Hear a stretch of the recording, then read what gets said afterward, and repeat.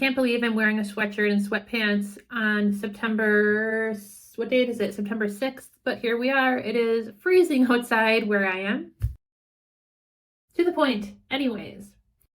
Is your loved one okay on the other side? I just got off of a reading with a very lovely gentleman who was asking me if his wife is healed on the other side and okay on the other side. And it absolutely breaks my heart that people ask me these questions so often. I can assure you with 100% certainty that your loved ones are healed on the other side. And they are absolutely, with 100% certainty, okay on the other side. And this video is going to discuss why and how that is possible. If you do want further detail, go ahead and check out my 50 questions course, which is linked in the comments below. But regarding why and how your loved ones are happy, whole, and healthy on the other side. When we physically pass, we shed our human body. So think of you, who you think of as you, not actually being your body. And I know that's difficult for a lot of us to grasp, because when we think of ourselves, let's say that your name is Tom. When you, Tom, think of yourself as you, as Tom, you think of who you see in the mirror every day. And when you're thinking your thoughts in your own mind and you're thinking about Tom, when Tom is thinking about Tom, he's identifying with who he sees as Tom the person. We're very conditioned to think in that way. So when we're thinking about our loved ones on the other side, we are thinking about our loved one, the person who we saw with our eyes and felt with our fingers. But we need to relearn this way of thinking. We need to relearn what we know as our state of being. Who you are as your actual identity is not your body, and it's not even your brain, and it's not even your thoughts. Tom, the voice in your head, who you are thinking of as Tom, when you're thinking of yourself, thinking your thoughts, feeling your feelings, is separate from Tom the human. So you're looking at the shell that houses Tom, right? Your voice and your consciousness, your inner voice and your consciousness is totally separate from your body. What I'm getting at here is that when you physically pass, the body and the soul identity separate from one another. So in other words, Tom's body and Tom himself will separate when Tom physically dies. This means that your loved one, whatever their physical ailment is, and we'll get to mental in a minute, but whatever their physical ailment is, will stay with the physical body and not go with the literal identity of who you knew and know. So let's say that your husband suffered from lung cancer and the lung cancer caused him to physically pass. In spirit, he is absolutely 100% physically healed from lung cancer, because that lung cancer stayed with his physical body separated from his soul or his consciousness or his spirit or his higher self, or whatever you would like, whatever verbiage you would like to apply, separated from the body. The lung cancer was not with his identity. That is what went to spirit. Then the lung cancer was either buried or cremated. He is not in spirit with him. He is totally, that is here.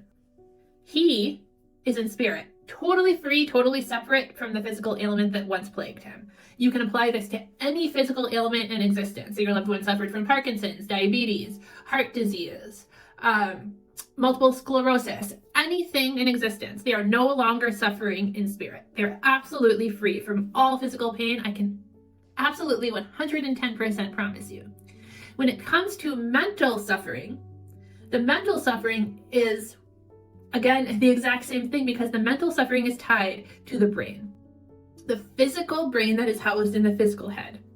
The mental suffering is not tied to the soul. The mental suffering is not tied to the spiritual consciousness. The mental suffering can be chemical, can be biological, can be, it can be from a myriad of things. It can be substance induced. It can be from so many scenarios, but it is with the brain. Okay, so when the body dies, the brain is a part of the body. Even the psyche is a part of the body, and mental health is very obviously tied to the psyche, right? We do not take the psyche with us to spirit. The psyche is present when the body is quote unquote alive, when blood is being pumped through the veins by the heart, and the synapses are firing, and the nervous system is being fed. When the nervous system is alive, the psyche is running, right? So when that process, that biological process ceases to exist, when the biological nervous system ceases to exist, the psyche ceases to exist. When the psyche ceases to exist, mental anguish ceases to exist.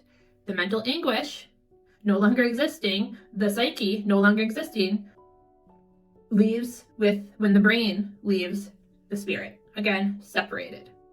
Spirit goes to the other side, body stays here, brain stays here, no longer existing with, the psyche and the nervous system no longer pumping and running, gets cremated, is buried. Spirit, soul on the other side, another realm, whatever verbiage you want to apply to it, whole, well, healed, no longer experiencing mental anguish. This is absolutely 110% again how I can guarantee that your loved one is healed, well, good, happy on the other side. There is never an exception to this rule. How I know this is because there is never a physical body that goes to spirit, ever. That's impossible. Literally impossible. Because physical bodies cannot go to spirit, it is impossible for your loved one to not be happy, whole, and healed on the other side. The reason that we ourselves wonder about this and worry about this and fear for them is because we still have our human body. We still have our human psyche. We still have our human ego. And our human ego comes with fear. Our human ego comes with a lack of understanding. And our human ego comes with worry. Our human ego by very definition is meant to create separation. We are meant to view ourselves as separate from everybody else, as separate from all that is. And we, through our ego, are meant to separate our soul from our mind. We forget the connection, right? And because of our ego, we forget how it works. Because of our ego, we need constant reminders of how this functionality takes place. This is why we fear. This is why we worry. And this is why we create the stress for ourselves that doesn't need to be there. If you did not have that ego present and you could recall exactly who you are every moment of every day, and remember that you are not actually separate, you meaning your soul and who you are inside, you are not actually separate from all that is. And that you actually do not identify with your skin, your bones, your nails, your hair, the shell that you are in.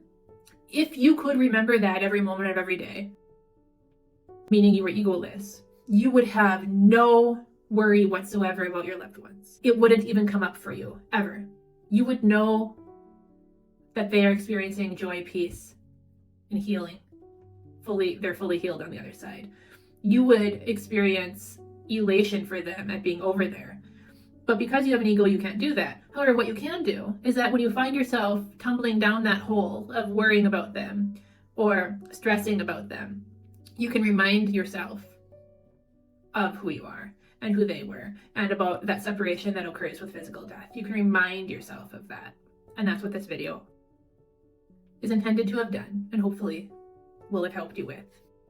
It saddens me greatly when I hear that people have been worrying about this, because I know it's natural, and I know that so many people do worry and struggle with this, and I know that sometimes it's just simply unavoidable and it's a part of grief. I get that, but it's an unnecessary stress to be putting on ourselves when we're missing our person.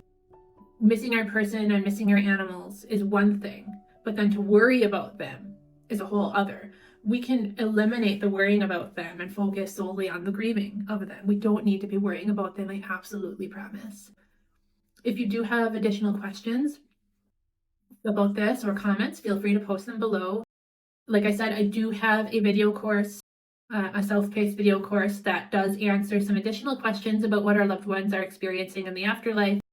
Questions of this nature are included in it, but it does cover a myriad of other subject matters. You can click the link below to learn more about that. Otherwise, until next time, much love. Bye.